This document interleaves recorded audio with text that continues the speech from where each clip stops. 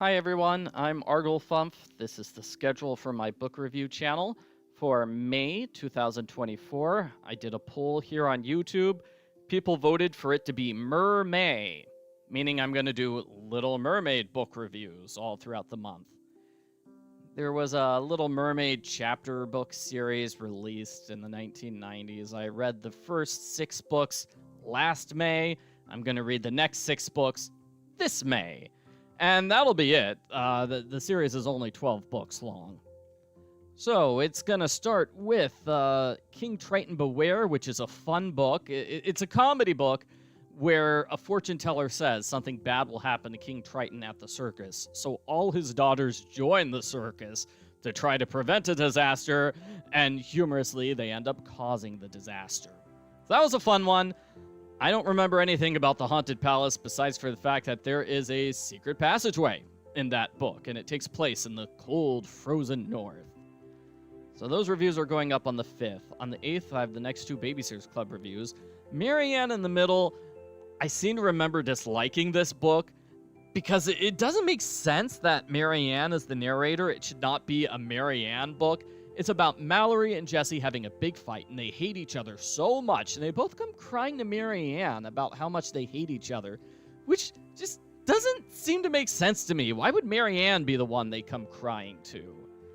It really should have been a Mallory book, but the next book is a Mallory book. That's where Mallory moves away from Stony Brook. She joins a private academy, and she has a new life. It's a good send-off for Mallory. It's the final Mallory book of the series. I actually remember that book was pretty good.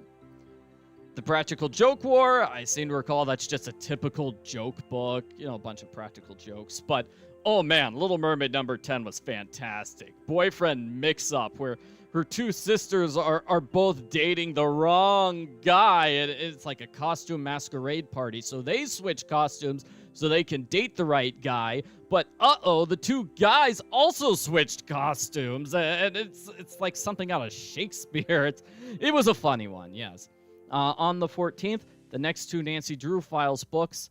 An Instinct for Trouble. It takes place at Yellowstone. Somebody's stealing animals. It was not a very good one.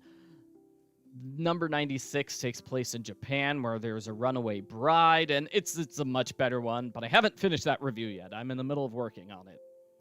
On the 17th, the final 2 Little Mermaid books, Dolphins of Coral Cove. I don't remember much besides there's a very cute dolphin, like a baby dolphin that Ariel has to save. And I don't remember anything about book number 12 except there's a singing fish that has rainbow colors, and that's about it. So maybe not the strongest ending to the series if I can't remember anything about those books.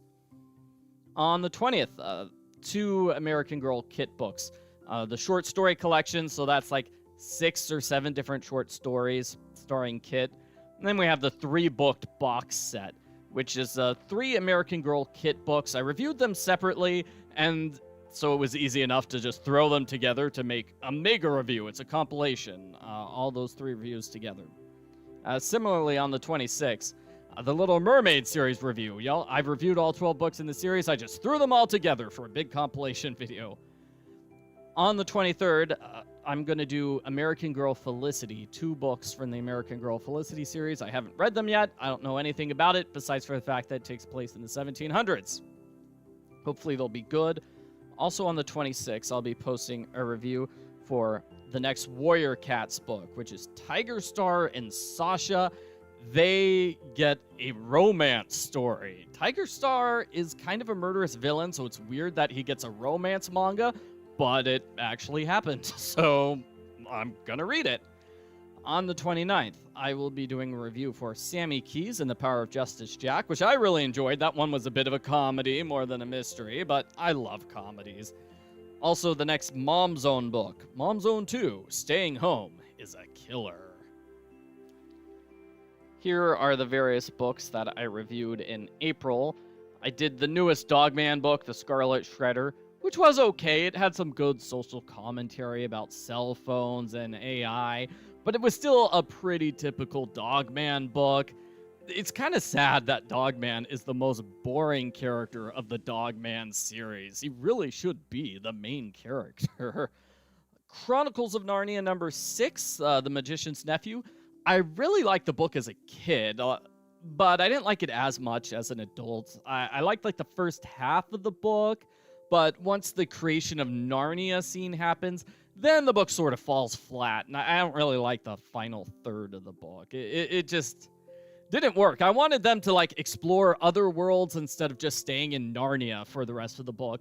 I sort of felt that way about Wreck-It Ralph, because that's a movie where it's like, wow, they go to all these different interesting video game worlds, and then about halfway through, no, we're going to stay here in Sugar Crush for the rest of the movie. And that's basically what happens in this book. They stay in Narnia for the rest of the book, and it's like, oh, I wanted them to keep exploring. Bluey Butterflies.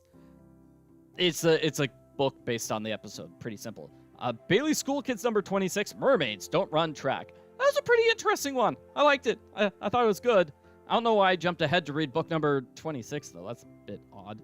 Oh, From Whales to Snails was terrible. Oh my gosh, that was not good. Pirates Don't Wear Pink Sunglasses. So that's number 9.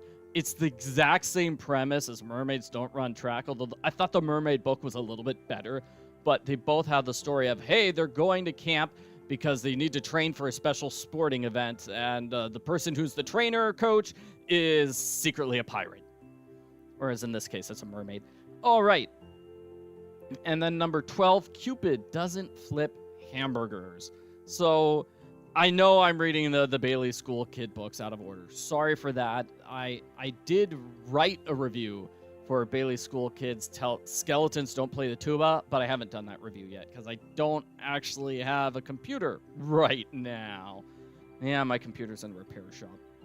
Pokemon Sword and Shield. I read a bunch of the Pokemon Sword and Shield manga because my kid is playing the game, and I did not like it. It started off pretty bad. It gets better, but it's still not the best, especially compared to Spy X Family, which is a fantastic manga. My other kid wanted to see the Spy X Family movie that came out, so I read the first 2 mangas, and that's actually about as much as you need to read in order to understand the movie. It's like, great, now I know all the characters, except for the dog, Bondo, as they called him in the movie.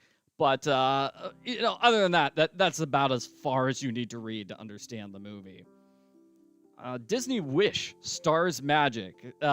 Simple book with a bunch of aspirational statements like, Star is nice, Star helps you believe in yourself, that sort of thing. It wasn't too interesting. Sword and Shield Volume 2 was more interesting because it introduced these 3 characters. We don't really see them interact, all 3 of them together, having a conversation in the game, so that was new and different. Whereas the first one was mostly just them explaining game mechanics, and oh my gosh, that's really boring. Sorry. Meet Bluey's Friends was an okay book. That was fine. Sword and Shield Volume 3. So, this one was, I think it was mostly just a gym battle. Or was the next... No. This was the one that's all about fighting Nessa at the gym. And that's literally half the book, but she's not important enough to take the cover. Instead, the cover is dedicated to the story about missing Pokemon, which I'm not going to say gets shoehorned into the book, but it's pretty much the last 4 pages is that story. Why is that the cover story? And then Wish, A Recipe for Adventure, which is a novelization of the movie Wish from the point of view of the character Dahlia. And I thought that was interesting, but you immediately run into the problem that she's gone for half the movie. And yeah, so you miss out on a lot of the story. But the author does fill in a bunch of those gaps with new and interesting material, like here's how Dahlia met Asha, here's Dahlia being friends with Bazima, here's Dahlia being friends with the Queen. And I was like, oh, yeah, it's kind of interesting. Kind of liked it. That about does it for this month. Thanks for watching my video.